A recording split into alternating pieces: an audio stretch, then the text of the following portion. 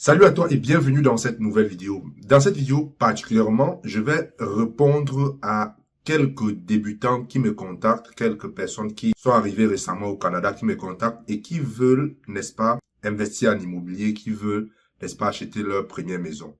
Et ont parfois du mal à comprendre ce que moi je propose et c'est qu'ils écoutent sur le marché immobilier au Québec. Aujourd'hui, je vais établir avec vous de façon claire et précise la différence qu'il existe entre un investisseur immobilier et un courtier immobilier. Je vais établir la différence sur plusieurs points de vue et vous allez, n'est-ce pas, avoir une idée claire de ce que c'est que ces deux métiers ou ces deux professions. Salut à toi une fois de plus et bienvenue dans cette nouvelle vidéo. Si c'est la première fois que tu découvres ma chaîne YouTube, je m'appelle Arthur et sur cette chaîne, je parle d'investissement immobilier. Je parle des réalités de la vie au Canada et je parle d'éducation financière dans le contexte canadien. Si ce sont les thématiques qui t'intéressent, abonne-toi, partage la vidéo et surtout, n'oublie pas d'activer la cloche de notification pour ne pas oublier, pour être averti des vidéos que je publie hebdomadairement. Alors, vous devez savoir qu'il y a d'abord une différence entre acheter l'immobilier et investir en immobilier. OK? Acheter et investir. D'accord? Lorsque vous achetez l'immobilier, vous achetez comme quelqu'un d'ordinaire qui veut, n'est-ce pas, acheter sa maison pour y vivre. Ok, ça c'est acheter l'immobilier. La majorité des personnes que vous voyez sur le marché sont des personnes qui achètent de l'immobilier mais qui n'investissent pas. Par contre, lorsque vous dites que vous voulez investir, c'est parce que vous voulez rentabiliser votre argent. C'est deux choses différentes. Les gens qui achètent de l'immobilier, ils se font parfois dire que acheter sa maison est l'investissement le plus important.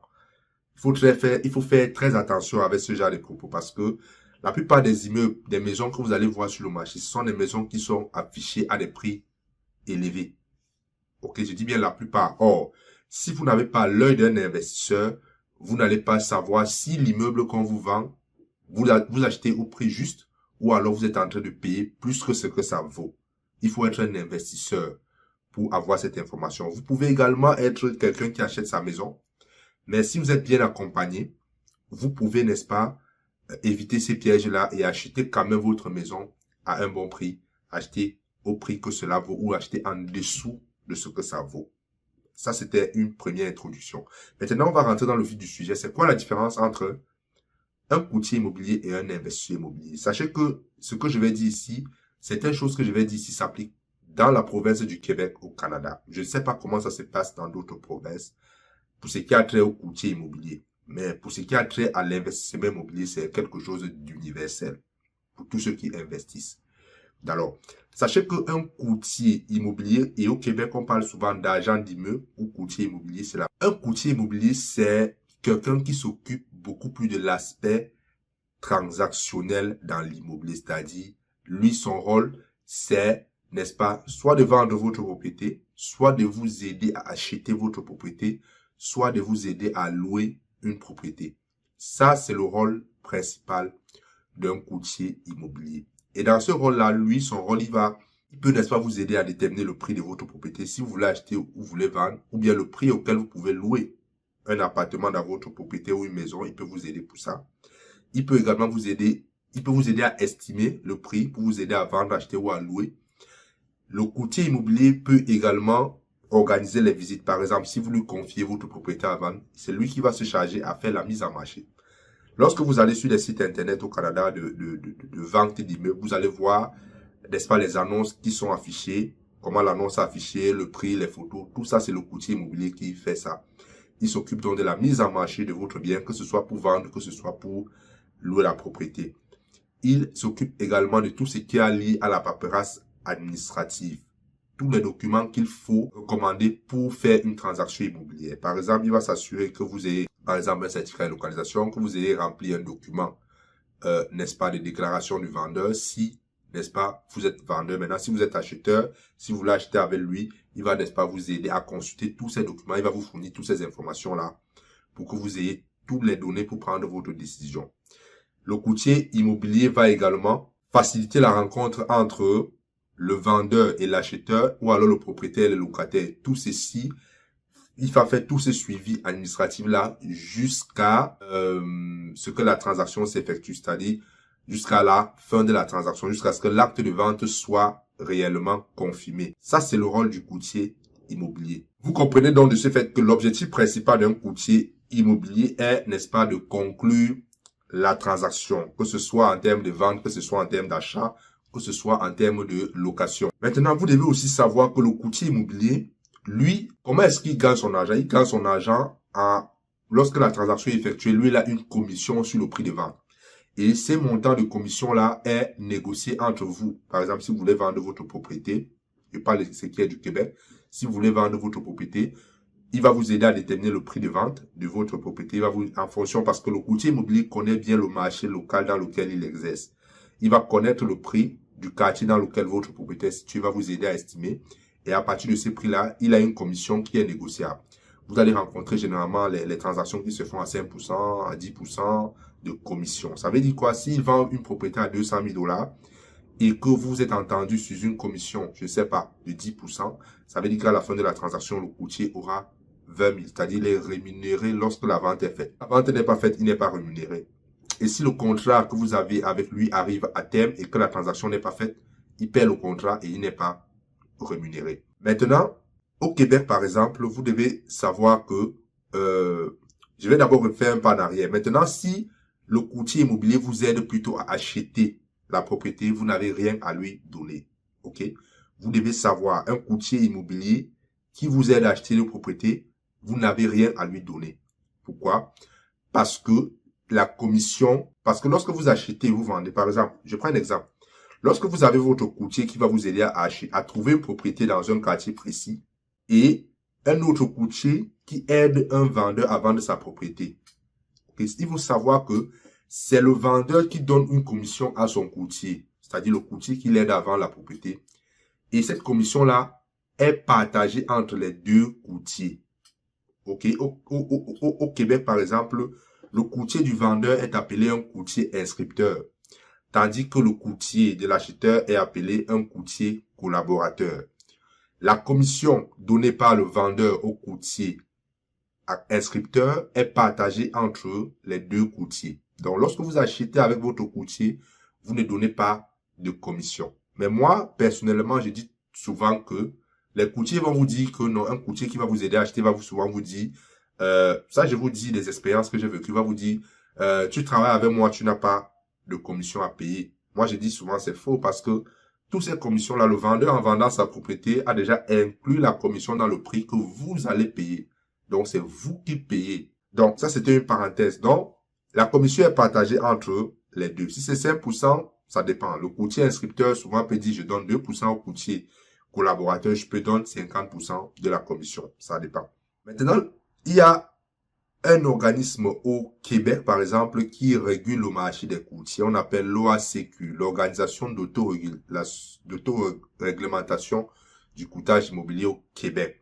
Par exemple, si vous travaillez avec un courtier et que vous voulez avoir des références, est-ce qu'il a été un bon courtier, est-ce qu'il a commis des gaffes, vous pouvez aller sur le site de l'OACQ au Québec et vous demandez les références du courtier. Vous tapez ces références sur ce site-là. On va vous donner tous les dossiers sur lui. S'il a fait des choses bizarres, s'il a déjà été, s'il a déjà fait des transactions bizarres, des transactions frauduleuses, s'il a été déjà sanctionné, s'il a été déjà exclu, c'est quelque chose que vous devez vérifier. Donc, si vous voulez faire affaire avec un courtier, que ce soit pour vendre que pour acheter, sachez que voilà le rôle d'un courtier immobilier.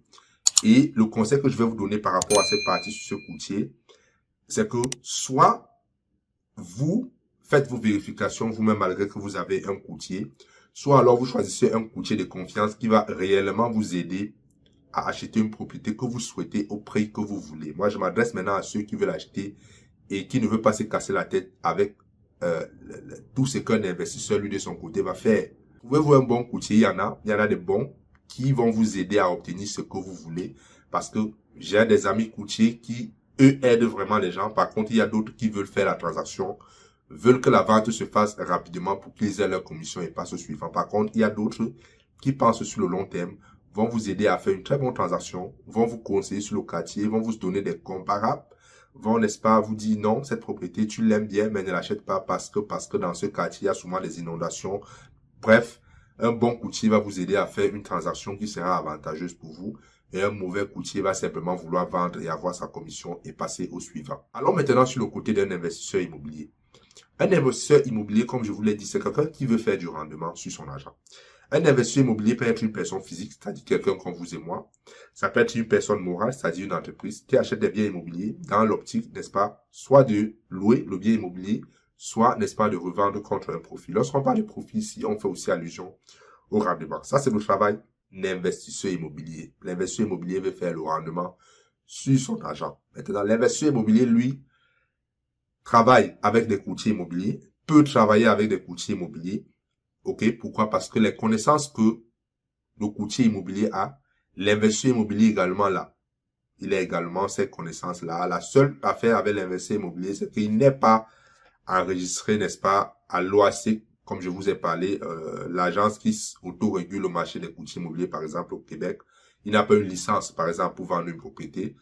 Mais quand même, lorsque vous êtes investisseur immobilier, vous pouvez vendre votre propriété. Vous pouvez vendre votre propriété par vous-même. Ou alors, vous pouvez prendre les services d'un courtier immobilier pour vendre votre. L'investisseur immobilier travaille avec plusieurs corps de métier. L'investisseur immobilier travaille avec les avocats, les comptables, les fiscalistes, les apporteurs, les architectes, les inspecteurs en bâtiment. Bref, il y a tout un corps de métier qu'un véritable investisseur immobilier expérimenté travaille avec, parce que l'immobilier, vu que c'est un business, vu que ça génère un rendement, demande à ce que vous ayez autour de vous des professionnels qui vont vous conseiller, par exemple, au niveau fiscal, quel type de revenus vous gagnez, quel type de dépenses est-ce que vous devez considérer, des choses comme ça. Donc, vous devez être éduqué. Lorsque vous êtes investisseur immobilier, vous devez être éduqué. Un investisseur immobilier doit être capable de vérifier les informations que lui donne un potentiel vendeur ou même un courtier immobilier par lui-même. Il doit se donner les moyens d'avoir ces informations. Il doit également se donner les moyens, n'est-ce pas, de savoir si la transaction qu'il est en train de faire sera rentable pour lui sur un point de vue économique. OK?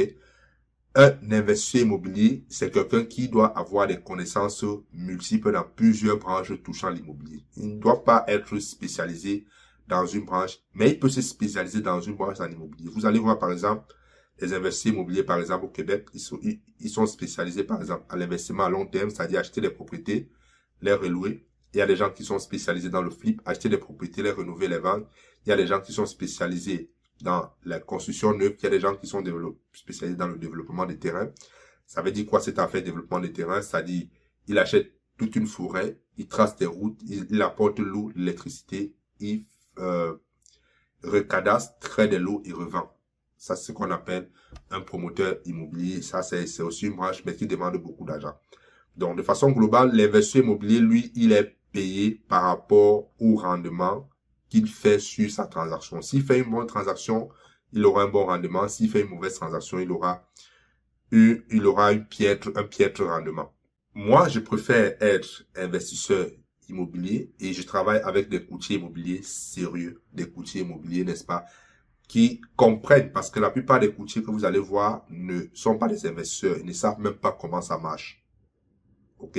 La plupart des courtiers ne sont pas des investisseurs, ne savent pas comment ça marche. Par contre, il y a des courtiers immobiliers qui sont également des investisseurs. Et le courtage immobilier pour eux, c'est simplement une entreprise qui leur génère de l'argent afin d'investir en immobilier. Donc, voilà la différence qui existe entre un courtier immobilier et un investisseur immobilier. Donc, si vous voulez uniquement acheter votre propriété, faire appel à un courtier immobilier sérieux qui veut vraiment vous aider à acheter la propriété de façon à ce que vous l'achetez de façon claire, transparente, sans inconvénient. Si un courtier immobilier veut uniquement vous vendre une propriété et ne se soucie pas, n'est-ce pas, de vos besoins, ne se soucie pas du fait que vous faites une bonne transaction, ne prenez pas ce courtier-là. Maintenant, si vous voulez devenir investisseur, sachez que devenir un investisseur, c'est une école que vous devez, auquel vous devez vous mettre, vous devez vous former.